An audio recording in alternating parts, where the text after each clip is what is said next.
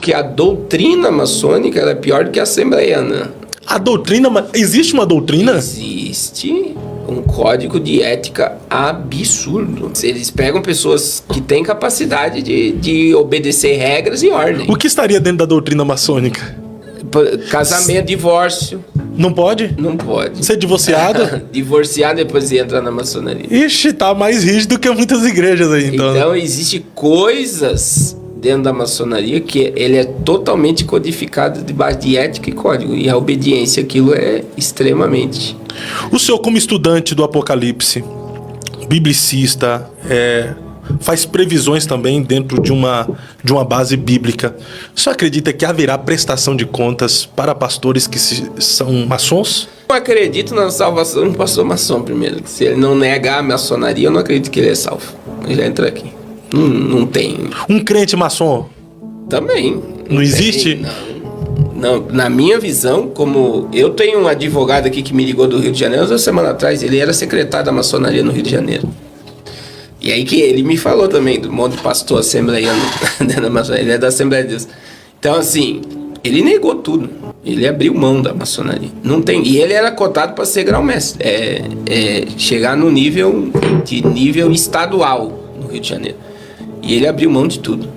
Então, assim, ou você quebra o pacto. E você sabe que eu preguei nos Gideões em 2017.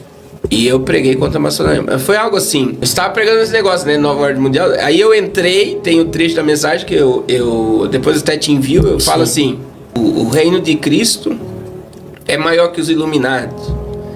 O reino de Cristo é maior que a Nova Ordem Mundial.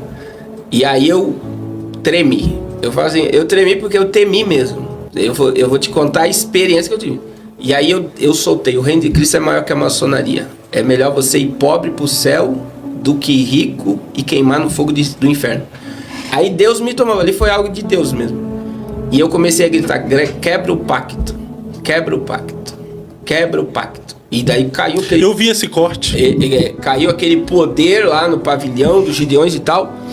E assim, no outro ano não é o que tá agora, né? Não é o sistema que tá lá agora. O pastor Zilmar é um homem de muita oração, mas um homem simples, sim, mas de Deus, né? Mas como o sistema de entrar ali na agenda de Deus era outro, daí em 2018 eles já me brecaram pela minha fala. E isso foi pregadores que vieram falar: não tem como você entrar, você não devia ter falado e tal. E me fechou muita porta. Só pra você ter ideia como isso é espiritual, Fábio. Eu saí do pavilhão, eu terminei a mensagem, já era noite. E aí tinha lá o negócio de DVD, de gravação de DVD e tal. Quando eu entrei, duas irmãs vieram marchando e falando em língua. E elas falaram, né, que naquela hora que eu tava falando quebra o papo, elas ouviam um barulho de espada, guerra. E a minha esposa demorou uma semana para dormir. A sensação dela que ela teve era que os demônios iam entrar e iam me levar embora. De um temor e um medo do que aconteceu ali no mundo espiritual. Misericórdia, arrepia isso aí. Porque foi muito forte. Entra aquela questão de pregar. Pregou no Gideões, abre porta. Eu tive muita porta fechada no Brasil por causa da sua fala. Da fala da maçonaria. Ô pastor, mas outra coisa dentro disso aí que o senhor comentou, teve uma época que os pregadores, os pastores, eles pregavam incisivamente contra a maçonaria. Já não existe. Seria uma forma que cessearam a voz desses profetas, ou nos conformamos com isso, em saber que a maçonaria está dentro da igreja e não estamos mais nem aí? Ou... Imagine você ter um maçom hoje, né, numa igreja, e o dízimo dele vai ser o maior dízimo da igreja. Então, já acaba aí. Infelizmente, a visão hoje é dinheiro, né? Então, se eu pregar contra, eu vou perder e eu vou perder isso. Essa é a ideia. Qual seria a sua mensagem para um pastor que fez pacto na maçonaria, tá doido para sair e agora não consegue sair mais? Não tenha medo de se desconectar totalmente da maçonaria.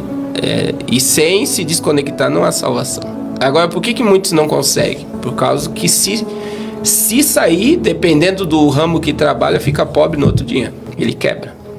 Mas é melhor ficar pobre e ser salvo do que rico e ir pro inferno, né? Ir pro inferno. E sabendo que tá indo consciente.